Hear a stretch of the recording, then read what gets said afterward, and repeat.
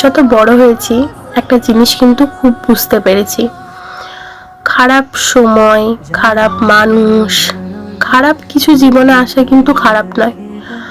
এগুলো থেকে কিন্তু আমরা যথেষ্ট শিক্ষা পাই যে কোন জিনিসটা আমাদের জীবনে থাকা সত্যিই দরকার আর কোন জিনিসটা আমাদের জীবনে থাকা দরকার নয়।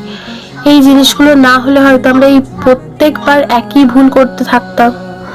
খারাপ মানুষ এলে তোমাকে বুঝিয়ে দেবে যে তোমার নিজের ভ্যালু করাটা কতটা দরকার এই যুগে দাঁড়িয়ে।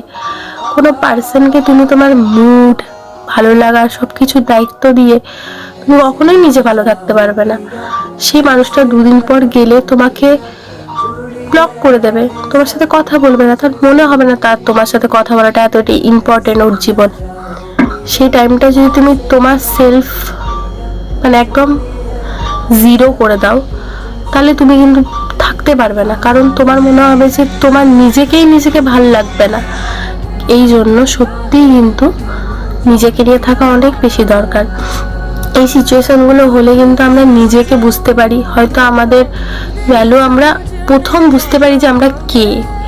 তাই জীবনে সব কিছু আসা দরকার, খারাপ সময়, খারাপ মানুষ, খারাপ সিচুয়েশন, খারাপ দিন, কারণ খারাপের পেছনেই কিন্তু অ্যাট দি এন্ড ভালো থাকে। এই জন্য কোনো কিছুতে আফসোস করে কোনো লাভ নেই, এটা মনে রাখবে। খারাপ সিচুয়েশন হলে ভালো সিচুয়েশনও আসবে, খারাপ মানুষ গেলেই তো তবে ভালো মানুষ আসবে না। এই জন্য কোনো কিছুর জন্য নিজেকে কষ্ট, নিজের ওপর ডাউট করবে না। এটা মনে রাখবে যে এটা হয়তো হওয়ারই ছিল বা ভালোর জন্যই হয় সব কিছু। এই কথাটা ভেবেই কিন্তু ভালো থাকবে, যখন দেখবে একদিন